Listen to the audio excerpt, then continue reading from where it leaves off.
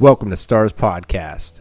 Through self-defense, mixed martial arts, nutrition, family, and all things in between, we share our journey of how we hack our mind and body to get the maximum return out of each day. Thank you for joining us. Enjoy the journey.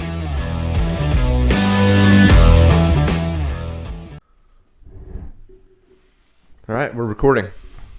So this dude that I work with, Mexican national, but he's a U.S. citizen now. He worked for the federales down in Mexico. So he's gonna get us a Mexican Marine flag, like he was a Mexican Marine. Okay. Like What is? what is it? I don't know. Yeah. This is a Marine that's a Mexican. Yeah, I'm assuming that they have a military. Yeah. Do they? The Federales? Yeah. Yeah, I think so. Not like, well, Everybody has a military. Federales cartel. Is it the same? I don't think that's the same. Oh, I don't know. Depends on who you ask, I guess. Yeah. Yeah.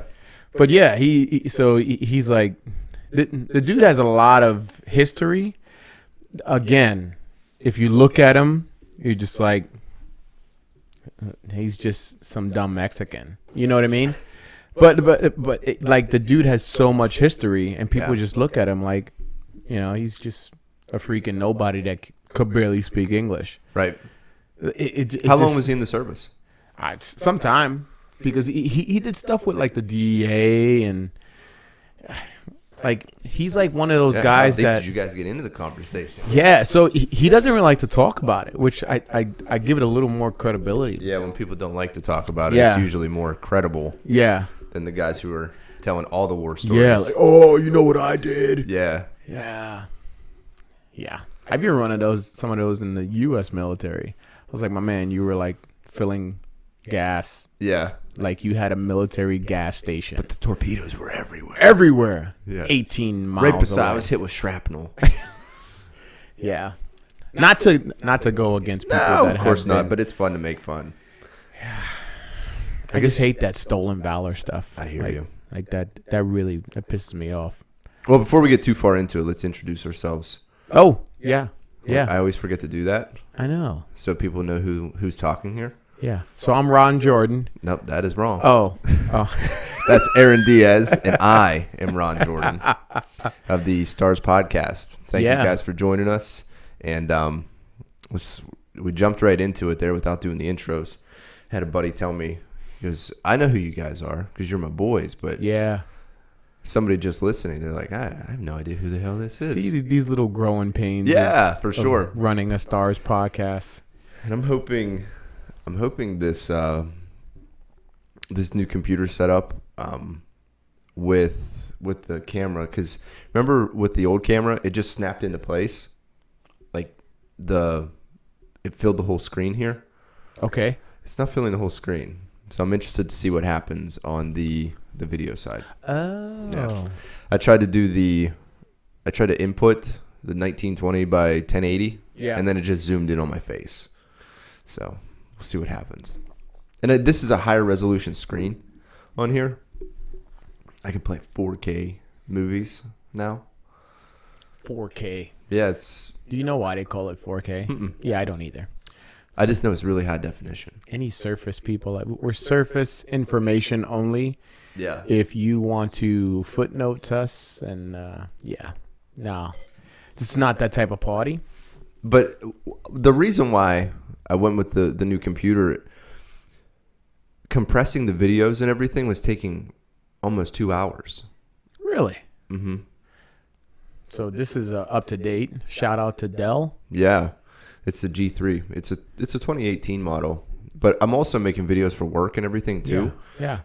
So it's something more that I'm devoting more time into. And then if I'm doing the videos and it's taking that long, it's really taking away from other stuff I can be doing. Right. Which is really annoying to only have one little thing open. Well, you know, because we have so much stuff on our plate that all we have is time. Yeah. All the time in the world. Speaking of time, I was up forever last night watching those fights. Yeah. They were on until like 1:15 in the morning. The heavyweight fight went to what? 4 rounds. Yeah. But hey, talk about getting your money's worth, though. Oh, absolutely. Yeah. Yeah, I saw a few knockouts. The guy from Pittsburgh won with a knockout. Did you know him? I don't know him. Come on, you're in that circle now. The guys who are in the gym and Like my cup. that is pretty cute. It's got the joy Lord's of the Prayer Lord on it. is my strength. Yeah. I saw that he come in with a pastel. Okay. Well, wait. Well, so I'm looking. I got one too. Mine's all says sparkly. Alyssa. Mine's my wife's too. So, but can't say anything. I'm glad we don't zoom in. So this bottom sticker here, right? What's that say on it? Goodwill. Goodwill. $199. Bro, that's a steal. That is a steal. Those are that's $15 all day. $15. $199. What do they call the ones that are Bed Bath and Beyond? The tumblers that they always have. Yeah. The name brand. What is the name brand? Yeti? No, those are expensive too. Arctic? No, that's Walmart. No, that's a Walmart. Ozark? Deal. That's Walmart. No. Teddy. Roosevelt? T-E-T-I. Yeah, Teddy Roosevelt. Something makes like tumblers that. now. Yeah, he's into it. From the grave. It's his legacy. Bro, he's probably still living. I have serious doubts about that. Really? Yeah. I have serious doubts about that. There's a lot of good history about Teddy Roosevelt. Oh my God, so much good history. I actually want to read his a book on him. Yeah. Yeah. Just what he did for state game lands and national parks and things like that. Set aside that land. That was so forward thinking of him. Yeah. Because he could almost smell what was happening with the industry that was coming into the United States and just all of the land being eaten up. Yeah. He understood the importance of keeping a lot of that nature aside. And it's getting chewed up though, still. It's getting nipped at. Eroded. It is getting nipped at. But we'll see what happens. I mean, the regulations that go back and forth on it, I know that there was some legislation just passed this year as far as access to those areas that passed. I think it's funny. Like, we think about how we could barely organize our lives for the month, and these people were organizing our lives for hundreds of years. Mm-hmm. Just the Constitution in itself, regardless of how it got there, but there's so much forward thinking to that. We are a country of laws, and it is what it is. But speaking of that, it's kind of funny because one of my friends was talking about what to do getting pulled over, and he's a white guy, and I was like, well, let's speak on white privilege a little bit. And I was like, it's a totally different picture. Now, I was a cop. I was in law enforcement. It's a totally different picture. Me getting pulled over and you getting pulled over. And I don't think a lot of people really delve into that. They're like, oh, or they don't want to talk about it, or Sure. It's just like, hey, did you not plug something in? I'm just my power cord. Oh. Go ahead. But it's a thing. It's a thing. So What, white privilege? Yeah. I think So as far as the getting pulled over, because anytime I get pulled over, I just get warnings because I'm white. I just get warnings every time. Yeah. I don't know if it's because I'm white. Whenever I get pulled over, hands are up on the steering wheel, and I roll down the window. Yeah. Everything's yes sir, no sir. You don't act any crazy. You don't reach for your stuff before he tells you to. Yeah. I'm as respectful as I possibly can be. Right. And so am I. Yeah. So I even go crazy steps further. So not to say that all police officers have the same level of thinking, but since we are in Northwest Pennsylvania, there's not too many people of my complexion that are doing the right thing. Okay. In their mind. So it's what I do, like I've said before. I just want you to see me as a human. That's it. I want you to see me as a man. And I'm going to give you the utmost respect. Sure. For your authority, because you do have that over me at that time. So when I get pulled over, if it's dark, lights are on, windows are all down. All right. Oh, all the windows. All the windows, every single one of them are down. I don't want a perception of there might be somebody in the car. There might not be. I'm trying to make it as comfortable as possible. I have all my information in my top visor, right at my driver's side. So there's no reaching. Mm-hmm. It's all right there. I just have all my information in an envelope. And as soon as they come to the car, I'm already there, and they present themselves. But that's it. Don't do any sudden movements. I'm trying to make it as comfortable as possible. Absolutely. And I think, like, if I'm wrong or they're wrong, on the side of the road is not the place to fight that. He's got a job to do. I'm assuming he has a family. I'm assuming he has somebody that loves him. Same for me. I just want to go on about my day. I was speeding. Yes, I was speeding. I'm not going to tell him I was only going 57, in a 45. Like, there's just no justification. Right. You got a law. You follow it. You break it. You get what's coming. Yeah. So you could always fight a ticket or try to get it lowered. But on the side of the road, that's not the time to do that. That's a good point. I think a lot of conversations happen on the side of the road there to try and get out of the ticket. Yeah. And all of that. And it really causes some stress on the police officer, too, because instead of allowing them to do their job, you're, trying to make them think about what's going on whenever it should really be a black and white. Pardon the black and white. It should really be cut and dry what happens in that exchange. Yeah. You were speeding. This is what happens when you speed. Here's your ticket. Go fight it in court. And probably a little known fact, the tickets could be varied as well. Just kind of like how you have a minimum and a max on like a sentencing. Yeah. They have some leeway on a ticket as well. So not adhering to posted signage in Pennsylvania. It doesn't give you any points against your license. It doesn't jack up your insurance. But a speeding ticket, max speed, how many over, like those are higher fines. And points. Yeah. So there is a variance there. So just take your medicine, man. I mean, you're speeding, you're in a rush. And if you're totally honest, like, hey, look, I got to take a shit, or hey, look, I'm really late for work. Yeah. So be it. Right. That was what happened to me the one time. I was headed to work. This is whenever I was working about like an hour and a half away. I was traveling an hour and a half to work, hour and a half from work to go work in an office. Yeah, good times. So awful. Yeah. But it was one of those stepping stone jobs where you had to do it to get to the next level. And I ended up passing a guy in a no passing zone in a 35. And there was an unmarked car behind us following us.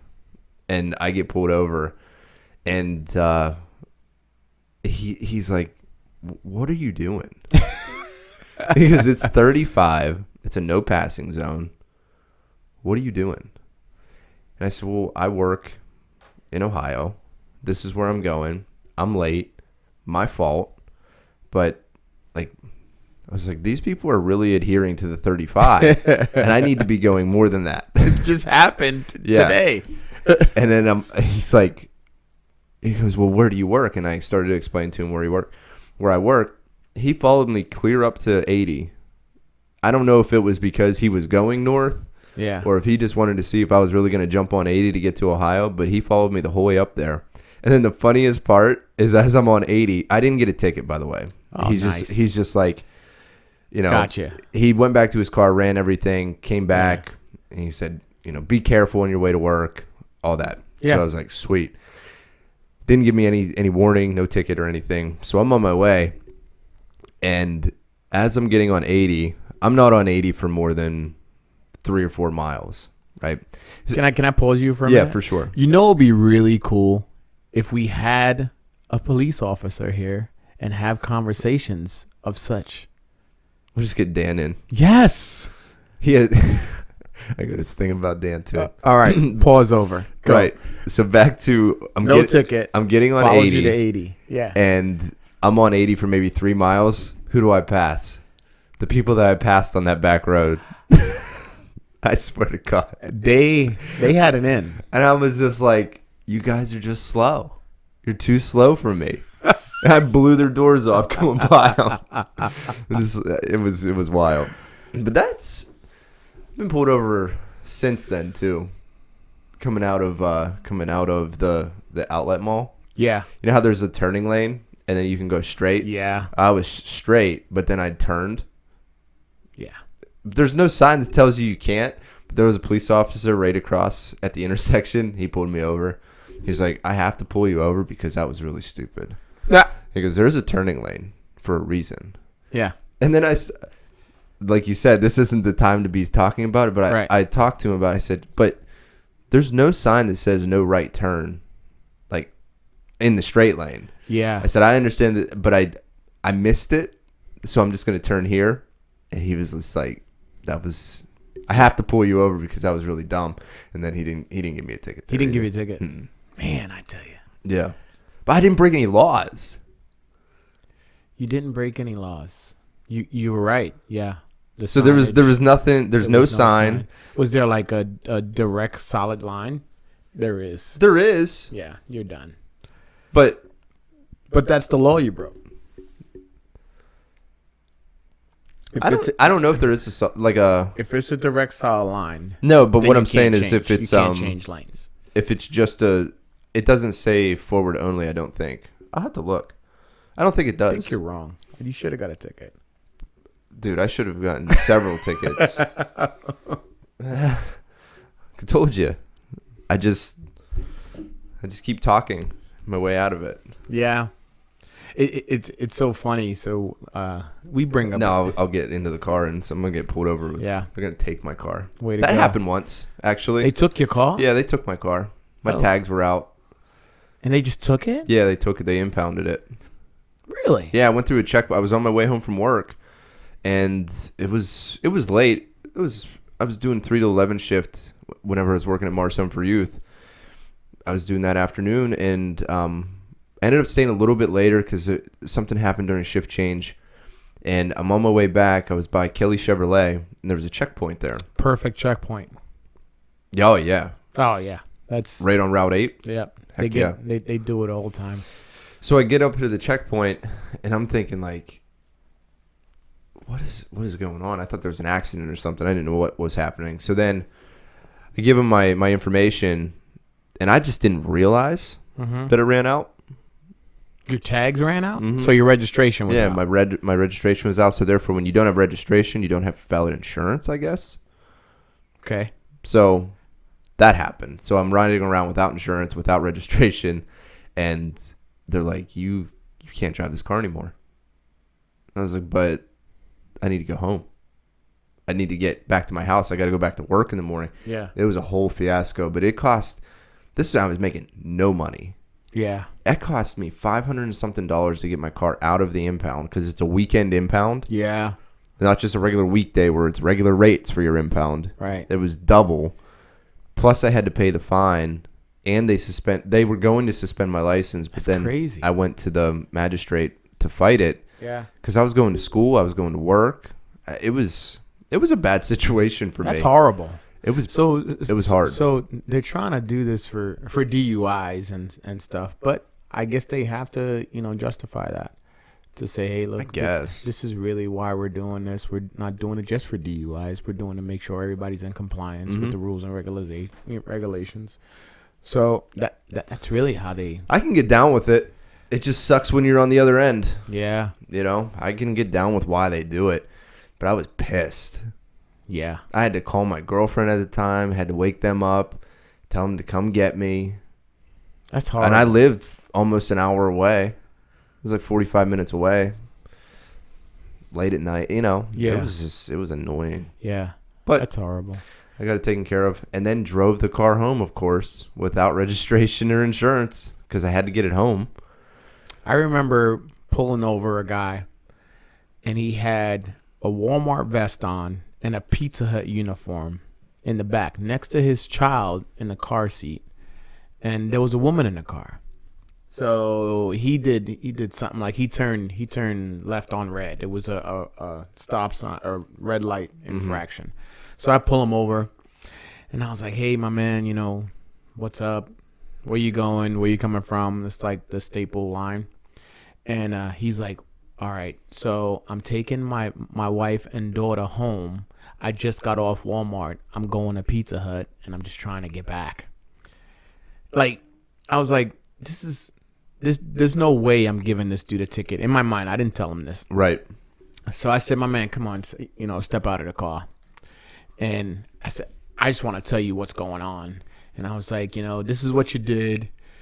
Your lights are out. It was just a bunch of stuff." And I said, "But I'm going to give you a break. Do you know how long it would have took him to pay that ticket?" Oh, my God. You would have set them so far behind. Why? And I wasn't a big ticket monger guy. Like, I much rather did investigations, domestic violence, all in there. DUIs, yeah. But that, I was like, man, this dude, he is really trying to make ends meet. And he's freaking working his butt off. Yeah. And he's probably doing it so so the child's mom could stay in the car or stay in the house with the baby. Yeah. He's got so much on his plate, but he's freaking working it. Yeah. And I think the fact that he was like doing whatever the hell it takes, Eating humble pie every day. Every day. Like that thing that like hit me. I was like, "Nope, my man, here's your warning. Get the stuff fixed. Take it easy, man. Yeah. Be good." Just makes you really appreciate being able to, fix all your stuff when it goes wrong. Yeah. Yeah. Because it's, like I said, this guy, I was very similar situated whenever I had all that, $500 is a lot of money when you're not making money. That is. Who has that laying around? It's like, it brought me to tears. Yeah. Of how much money that was at that time. Right. I didn't know what I was going to do. I didn't know how I was going to make the money without a car. Yeah. And then they were saying that my license was going to be suspended. You can't do that. I'm like, yeah. I'm 21 years old. What am I supposed to do? Yeah. So like even talking about it now, it's just like it brings back all that angst that I felt. Yeah. Because it was one of those times where it's like, okay, this is happening whether you like it or not. Right. And you got to figure this out. Actually, my license did get suspended. It did. Not as long as they wanted it to, but it got suspended. I do remember that because I remember driving without a license to go to work. Because you had to. But listen to this. Now I remember. This was the crazy part. If I would have got pulled over on a DUI, I could have got a work release. Yeah. But since I got pulled over because of registration, I couldn't get a work release. Wow. That's insane. It is insane. Yeah. So I just drove without. See, that's just where it's tested it every day. That's it. It's so. It's so wrong. It was. I just couldn't understand it. I couldn't understand why I couldn't get a work release to drive, but somebody who is endangering the welfare, and I guess you could say I was endangering the welfare of others as well, but I would make an argument that mine was way less severe than some guy driving around drunk. Yeah. But he gets to go to work and I can't. He can pay his fine. How am I supposed to pay mine? Yeah, regardless if his is $1,100 and yours is $5. I mean, at that time, if you're making freaking $400 a week or whatever. Oh, that was a lot of freaking money. So it might as well have been $1 million. Could have been. And I think a lot of people don't understand that sometimes. Just because you're in a level of authority doesn't mean you have to be that asshole. You know, you gotta really think about, like, you're affecting people's lives, regardless of how you interact with them. And that was when I was a Fed cop in DC. There was an old salty freaking cop out there, and he says, I want to tell you one thing. He said, I know you're starting this career. He said, remember, who you put your handcuffs on, someone loves that person. Oh, wow. Yeah. You said this guy was salty? He was like salty, meaning like gray.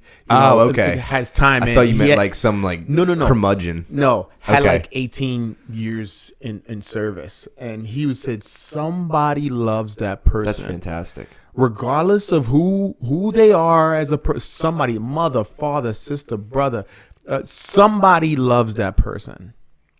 So when you place handcuffs on that, think about that person that loves them, regardless of the predicament they put themselves in or that you interacted with them at that time. Yeah. And that resonated with me big time. The guy's he's probably still alive. I mean, he wasn't that. That's great advice. But you could transition that advice to anything.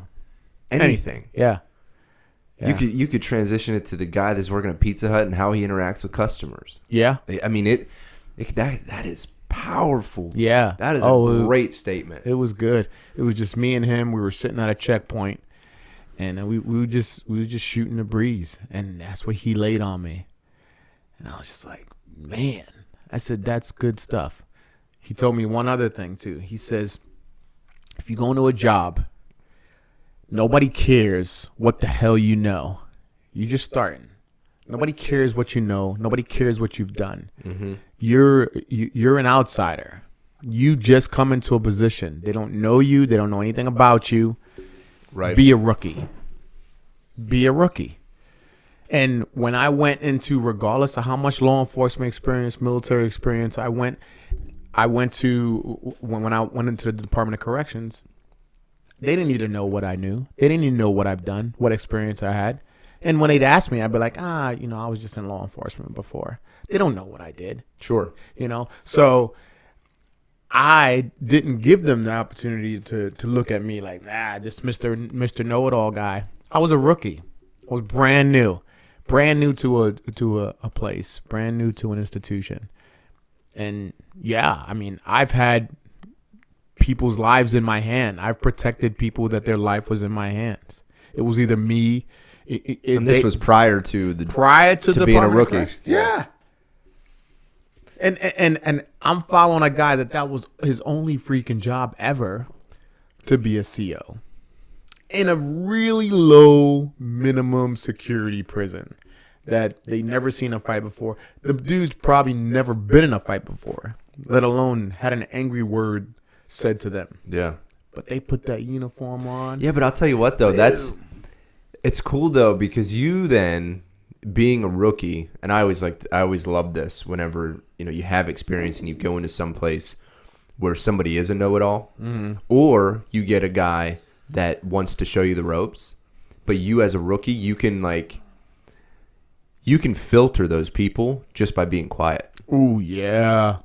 Yeah. And that's always, I can't remember the saying, but don't open your mouth to remove all doubt. Whenever talking about somebody that's, if you think you're a know-it-all, but then you start opening your mouth and you really don't know anything. Yeah. Just be the rookie. Yeah. But just being quiet and actively listening is you can provide that filter for yourself with those people around you. Yeah. That is really cool. Yeah. Yeah, absolutely. And that kind of goes back to what I was listening to earlier this week with Andy Frisella, and he was talking about how being a new guy, or even being in a job for so long, but you're just not getting upward mobility, and why that happens. Yeah. And he more or less said, if you want upward mobility, you need to be visible. Yeah. People need to see you. They need to know you. Yeah. They have to. So he goes, one way to do that is just to approach your manager, whoever it is, if it's the warehouse manager, if it's the, whoever it is, approach them and say, hey, is there anything more I can be doing? And as soon as he said that, I remembered the advice that I got when I first started my job at Wesco in the warehouse. This is cool. Freaking advice from the past. Yeah. Like, I don't think these people know how much they resonate in our lives. Like, it's kind of funny who touches you. Yeah. And when. But go ahead. I'm sorry. No, absolutely. So during, I'll tell another story about this guy. But when I got the job, I had a secondary interview with him just to, tell me where I was going to go and all this stuff. I was a graduate trainee is what I ended up being. And so you were a paid intern. Yes. Yeah, that's more or less what it is. Absolutely. But what he told me that day was, he goes, whenever you finish a task, you ask them what more you can do. And then when you finish that task, you ask them what more you can do. He goes, you need to be staying busy every single day. And I don't care who you ask. I don't care if it was the person that is directly you're reporting to or if it's somebody down the hall. He goes, I don't care who it is. And if they run out of tasks for you to do, call me. And I was constantly asking people, hey, what do you need me to do? Yeah. I'm filing papers. Right. I'm filling staplers. Honestly, filling paper in a copy machine. Yeah. I have an MBA. Yeah. Yeah. And that's what I'm doing. And I was just like, you've taken the ego out of it though too. You had to. Yeah. And then they got so tired of me in the office, they sent me to the warehouse. They were like, there's plenty to do down there. Because they were running out of stuff for me to do all day long. Yeah. What do you want me to do? I was up their ass. And they were like, get away from me. Yeah. And then I went to the warehouse. I did the same thing. And then they were like, hey, we need somebody to run forklift. We need somebody to do this. I went online. We did all the trainings. And I got certified. And I'm doing that. Sweet. Like, so then I was having fun. Just put your hand in everything. Yeah. And you know what? That helped me so much being in that warehouse. That's where I needed to go. Because being an outside sales guy for what I was being an outside, touching the product, seeing what it was. So when I got a question about, hey, can we ship 5,000 5x8x18 bolts on one pallet? And I was thinking like, man, when I was in the warehouse, we would ship that all the time. So I could ship that on one pallet. So I had automatic answers then. Wow. And it all stemmed from me just being relentless. Yes. And it's all because some guy told me, he goes, just stay busy. I love it. That's so kids, if you're listening to this, like, because we have so many kids listening to our podcast. We got parents that have kids. Yeah. But seriously, stay in the fight, stay visible, always look for, like we say in special teams, looking for work. Yeah. Always looking for work. You know how we do our shoot and we scan? Always looking for work. Krav, where we talk about multiple attackers. Always looking for work. Yeah. Bro, you be relentless. Yeah. You're hitting it. People, and hope we don't, I don't want to go down the rabbit hole of kids again, but I hope that there's some kids that this resonates with. I hope there's some people that hear this and pass this on to others. You're seeing it from real life experiences. This is one of the things that we did this damn podcast for. Absolutely. You know what I mean? Yeah. Just so we could pass on information. Yeah. Because there are just so many people that get bogged down with the day to day and they just want to get by so they can get home and see their kids again. Yeah. And just make do. But for those of you who aspire to do a little bit more and want upward mobility and want to be recognized and you want a management position or you want to transition jobs and you need experience to do that, just continue to be relentless and stay in that fight because you'll be visible. Onward and upward. Yeah, because you'll get visible fast. Yeah. Because people aren't doing that around you, obviously, because nobody else is being promoted. No. So, and then sometimes it can backfire on you too, because I've also had the situation where I've been relentless and some of the older guys are like, what about manipulated? Whoa. Yeah. Slow the hell down. That's not what we do here. Exactly. You're making us look bad. Yeah. That always happened to me in construction jobs. Yeah. Because slow down, man. And the one guy said, he goes, listen, you're doing this for a summer. I'm doing this for my whole life. Mm-hmm. And I was like, A, kind of sad. Yeah. B, I hear you. Yeah. I hear you. Yeah. I'm just, at that point, I was just collecting money. You Right. know, I'm working, but whatever. Like, this is not my end game. Right. Yeah. No, not at all. I thought it was going to be. It goes back Yeah. to like this is not a sprint, it's a marathon. Right? Mhm. So, to bring up your latest testing. Oh, yeah.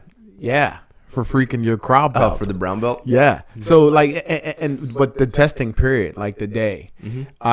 So we had people, they're hitting stuff, they're going super strong, and then they start to fizzle at the end. Not saying that's what you were doing, but like it goes back to that whole mentality. Like you're hitting it, and then you're gassing. Yeah.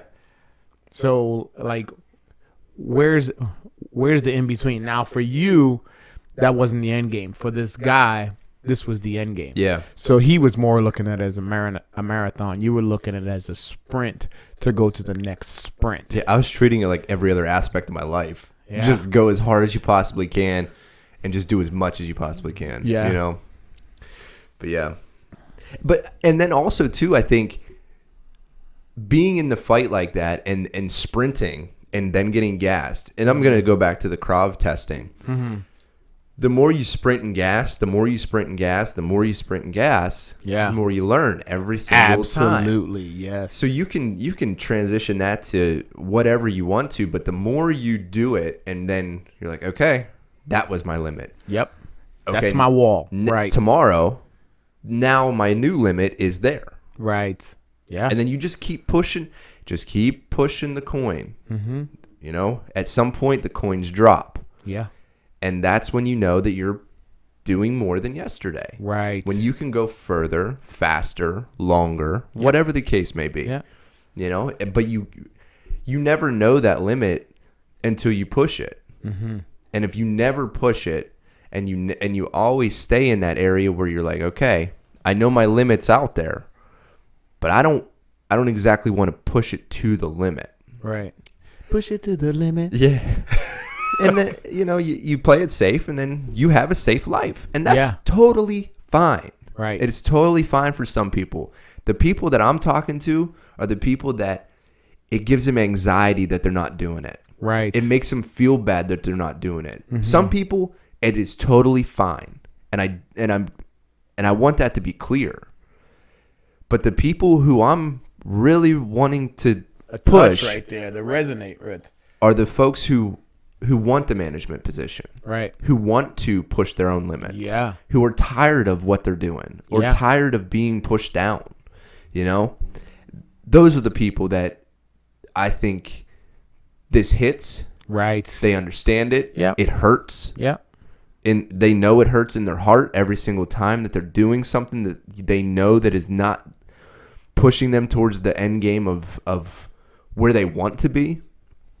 And when that happens, and when you finally feel that spark, and you finally start pushing yourself, you won't stop. Yeah. You will not Yeah. stop because it feels too good Yep. to stop that. Speaking of the hurt, there was there's another guy his Metal Motivator.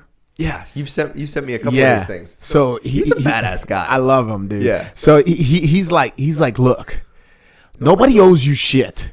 For sure. Like you think, oh, but the world's not fair. It's not. It's not fair. Like, so what are you gonna do? Just accept that the world's not fair, or do something about it? You're going to go through like hitting a wall. You're going to go through getting pulled over and getting dragged out of the car for no reason, or getting a $500 ticket. You're going to go through that you're busting your hump, making peanuts, and your car gets impounded. Like, this happens. This happens to people. If you think that it doesn't happen, it will happen to you. But how you get out of that goes back to you pushing that daggone coin. You hit that, like, all right, yep. Got kicked in the face again. My teeth kicked in again. Now what? Do I want to sit here and sulk, or I want to move forward with it?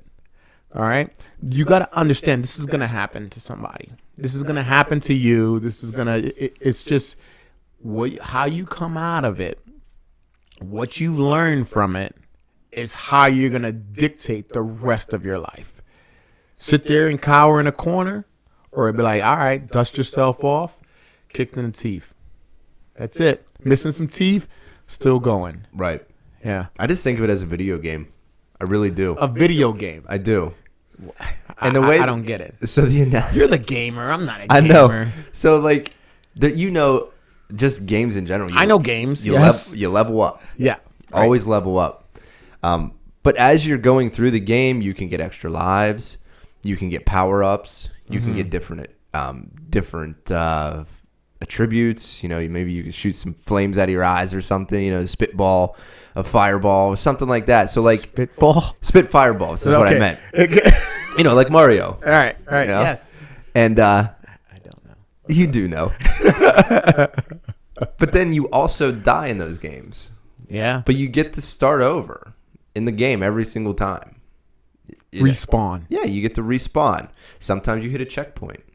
So you don't have to go the whole way back. You can start at that checkpoint. Yeah. So like whenever things like that happen, at the moment, it's so awful. I hate it. Yeah. Because it makes you problem solve, and it forces you out of your comfort zone. Yeah. Yeah. But that's your new checkpoint. It is. That's the new one. So time to respawn. Yeah, I think so. And I posted something the other day too, and it was really in response to B getting her black belt was, she was so proud of herself. Yeah.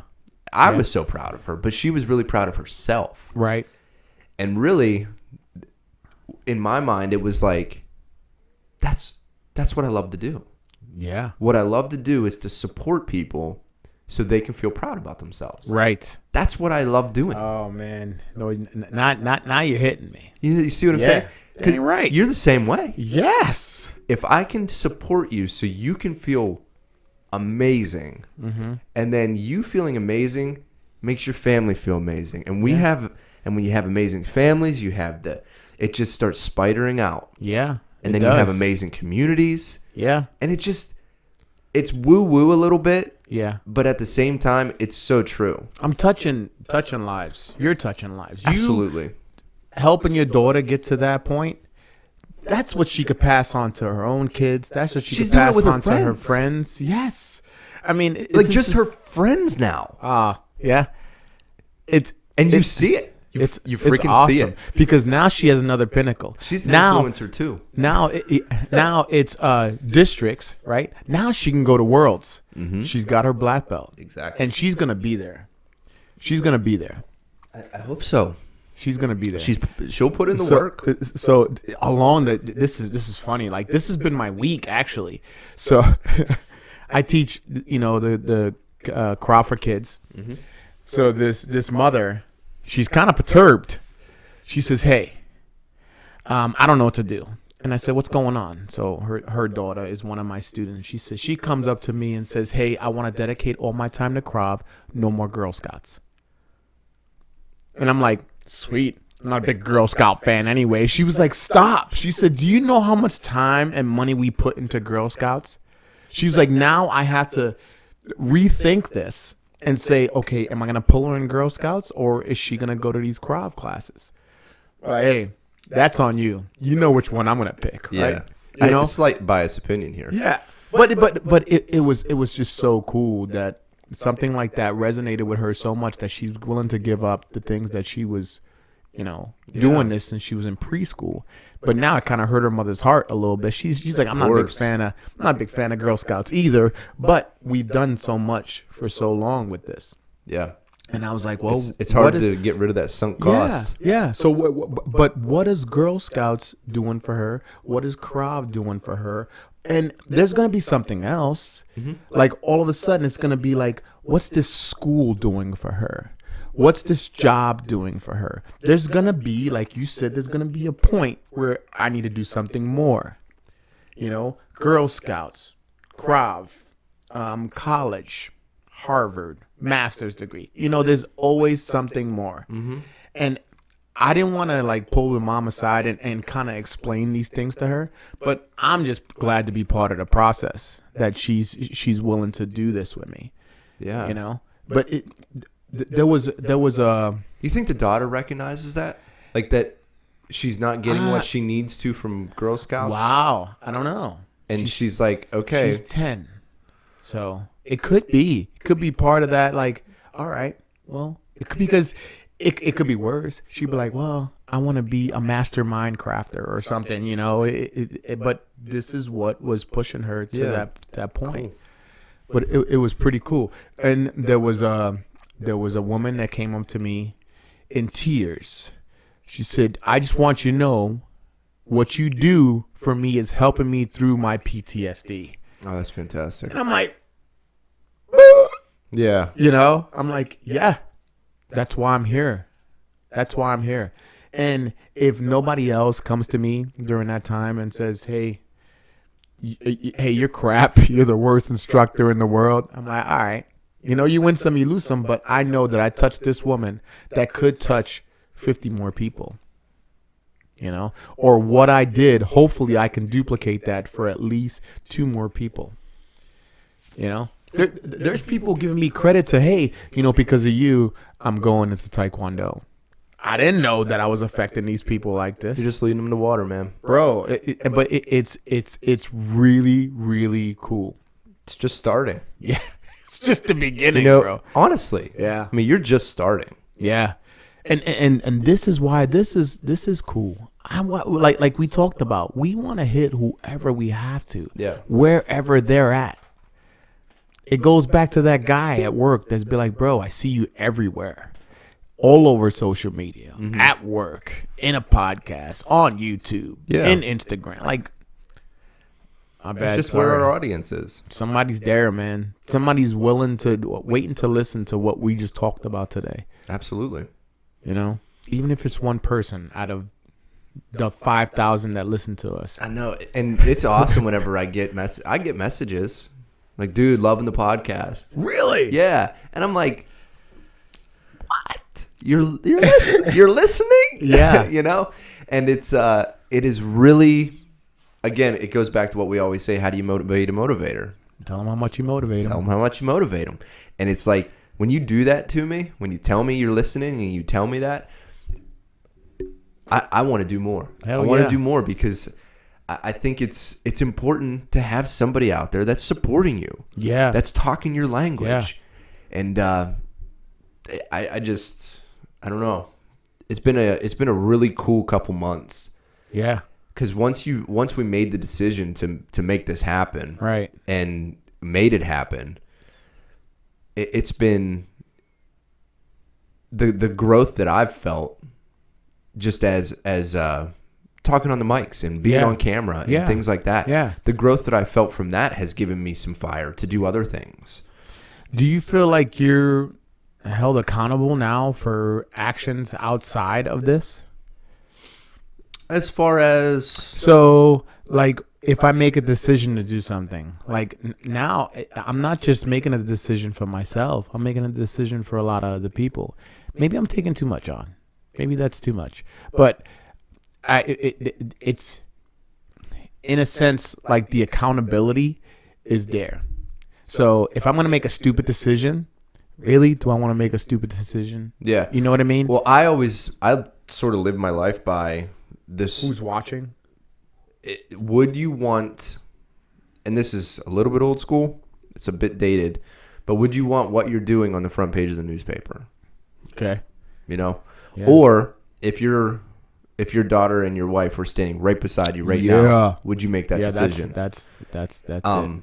And between those two, it keeps me pretty straight and narrow. Yeah. And I'm a bit boring as a result, but at the same time, as far as like this podcast, does that make me more No. Yeah. I don't think. Yeah, it's just more of a... I guess it's not so much of just a podcast being accountability. It's other people, other factions that you might touch. Yeah. Not this. Oh, absolutely. Like I would never want somebody who is talking about the Stars podcast to be like, Oh, those guys. Yeah, they're a bunch of assholes. Yeah, like I wouldn't, but it's just the way I live my life. So like, I don't think about this in any other aspect unless I'm here or talking about it to somebody. Like I don't know. We also don't script anything. Like we just come in here and just start. I mean, that's why it takes like 6-7 minutes to rev up the engine. Yeah, it's really straight talk about random shit. So if you guys are just like, oh, what are they doing today? Like, really, we don't know. We don't come into this with an agenda. We just have so much experiences in our mind and things that we've done in the past, and it could come to a point like, hey, we're running out of freaking content, but that's just we're rolling the dice. We're just living our lives too. Like this isn't the full time thing, so like we're gaining experience every single day. Right. Like this is not a make or break for us. No. This is just a conversation with people that might be like minded as us. Yeah.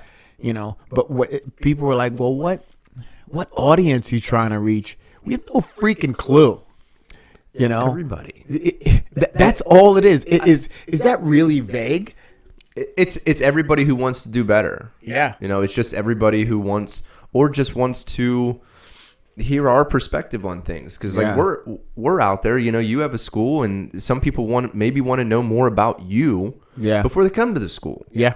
You know, or before they come to a gun course, they're like, well, he does this podcast too, so they maybe go and listen to it, and like, man, that guy's pretty cool. Yeah. I want to go check him out. You know, they get a different side of us. Yeah. Because in the Krav classes, like a lot of the Krav students are listening to our podcast, and it's giving them a different view of who we are as people, right? Rather than who I am on the mat hitting bags. Yeah. You know. Yeah. Those are two different people. It was kind of funny when Dana, I love her. She's such a good. Yeah, good, she's fantastic. Good soul. But she came up to me and she was repeating what we said on the podcast. Was she? And I was like, that is awesome. Like, you really think people aren't listening. And then all of a sudden, you know, it comes up. Yeah. You know, I'm just glad that she's such a humble, genuine person. Shout out to Dana. Oh, absolutely. They are. That whole family is very genuine. Great people. Yeah. And I think they're super fun. But it goes to show that, you know what? People are freaking listening to you, you know? And we just want to continue to be credibility. Yeah, but I also don't want to be just another talking head. Somebody saying the exact same stuff as everybody else. Yeah. I don't think we're there. No. I don't think so either, but a lot of those shows out there that are similar, I'll say it, they're similar to what we're doing. Yeah. It's just, I feel like it's different in the way of we're not just repeating what everybody else is doing. Like we don't come from trust funds and things like that. And this isn't like the only thing we do. We're not just podcasters. Right. You know, we wear so many different hats. Yeah. And I think that's the way that you make stuff like this work, and you make stuff like any hobby that you want to do work. Yeah. Because it's sort of a passion project, right? Right. You know, because bills are paid, we have a little bit of extra time, and we want to support our community, you know, whoever that is.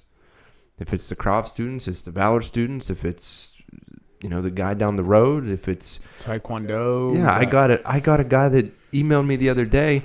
I posted, because I'm a part of this running motivation group on Facebook. Uh-huh. It's a closed group. There's a lot of folks on the group, but I became like one of the contributors because I'm on it. I'm always giving people advice because you got one of those Facebook titles. Well, because I have a little teacup beside my thing, but I was not given. How do I want to say this?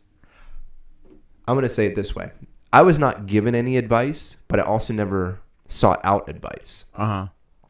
Whenever I started running, so a part of this group is everybody always has questions. And some of them are silly questions, like what should I listen to whenever I'm running? What shoes should I wear? Are these socks okay? And it's like, oh my God. They're trying to analyze it to death. But these are thorough questions. They are. So when I was doing the running, like, what's the best running shoe? Like, if I had to ask you, like, what's your most favorite running shoe? What are you going to say? I'm going to say Brooks Ghost 2s because that's what I wear. Yeah. No, I like Brooks. Saucony's is another one. Nikes, I hate them. They're too narrow. Mm-hmm. But those are things that people were trying to get into it. Like, they want to be able to do it for a long period of time. They want to learn from your mistakes. Because remember how you said that you trained horribly the first year, so bad, and then the second year. So now you can be able to pass that on. So don't discredit those people. What I'm saying, you discredited them. I didn't. I said some of the questions are silly, but one of the questions they asked was, what podcast do you guys listen to? So I put our podcast up there. Sweet. There is a rule on the page that there's no self-promotion. Yeah. But I was like, you know what? If they take it down, they take it down. They asked for it. I'm going to give it to them. Yeah, it's mine. Mm-hmm. But, oh well. Yeah. Put it out there. They listened to it. And then they got back to me and were like, dude, that was awesome. Thank you. You know, just Sweet. From that little post and then putting that out there, it's like, okay, there's another person, one by one. Yeah. And then it just it'll spider out. But yeah, it's, well, think about it. Like, just the more we stick to it though. Yeah. It's exactly what we were talking about earlier. It's like, you just keep pushing the coins. Mm-hmm. Just keep pushing the boundaries. Yeah. Because the more you push it, the fence moves. Right. Like, the fence will move. It's never stagnant. You knock the son of a gun down. You walk over it. Okay, somebody build another one.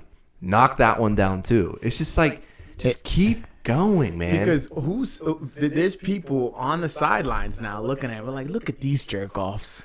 Yeah. You know, like, just sitting there doing a damn podcast. Like look at these dudes. Uh-huh. You know, and my man, you're on the outside looking in, and we're pushing that coin. And I want them to come in. Yeah.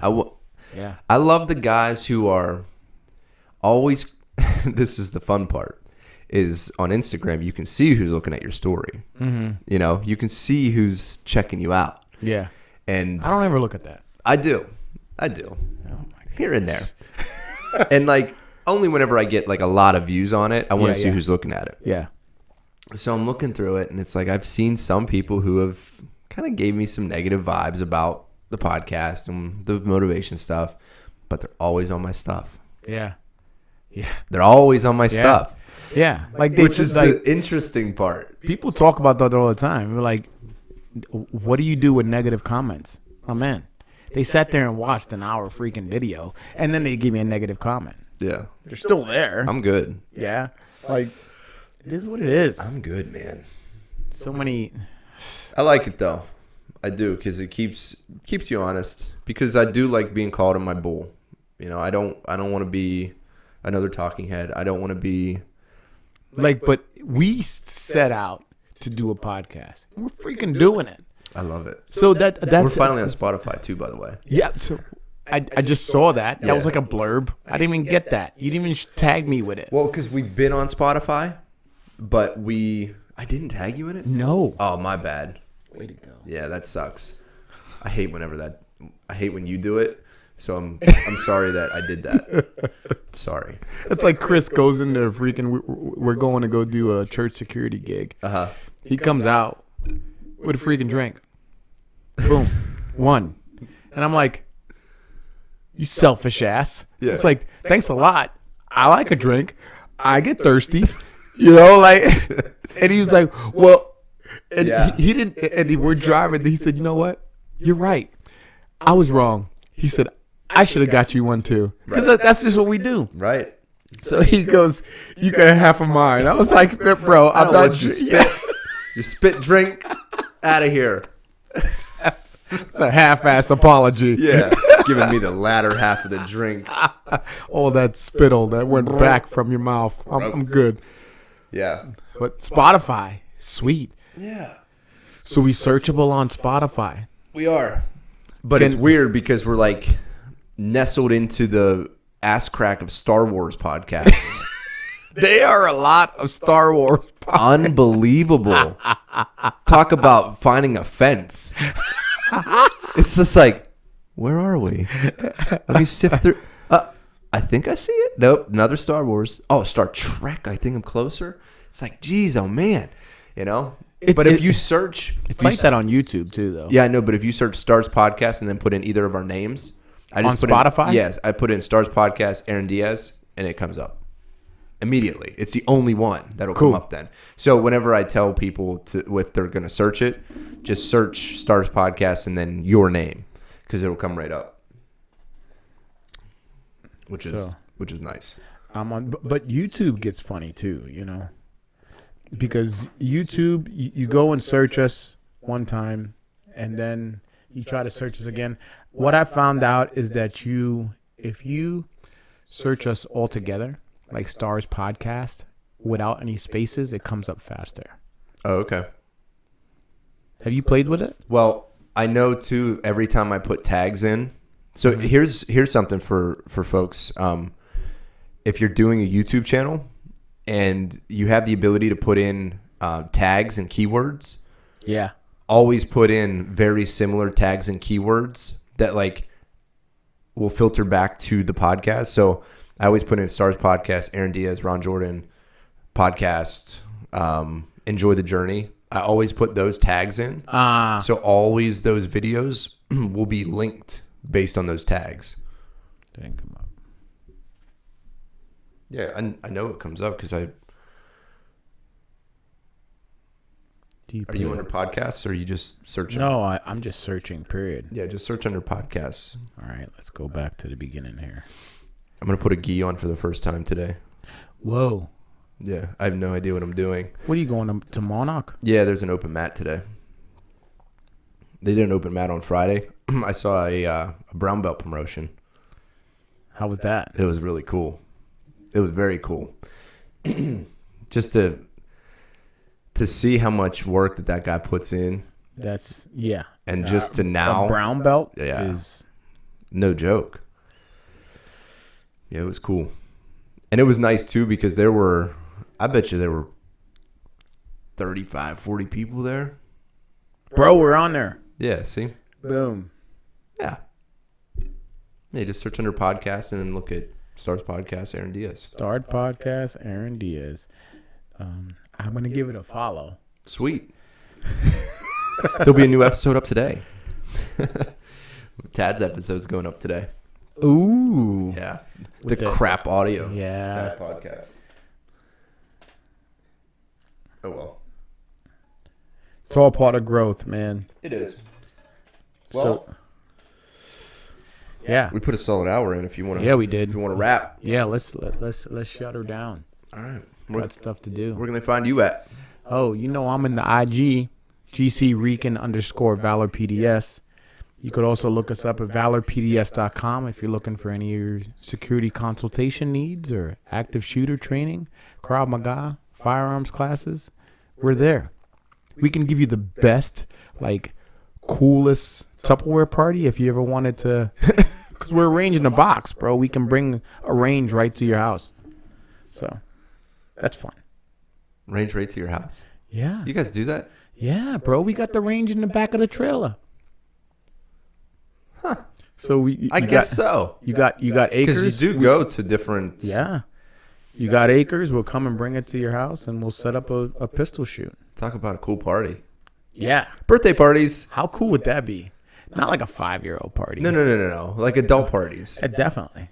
Just no keggers. No. Anyhow. Afterwards. You can find me on an Instagram at Ambitious Distractions, and then make sure you give us a like, share, follow, comment, whatever the case may be, on iTunes, Spotify, and also on YouTube. Yeah. Thanks, guys. Alrighty.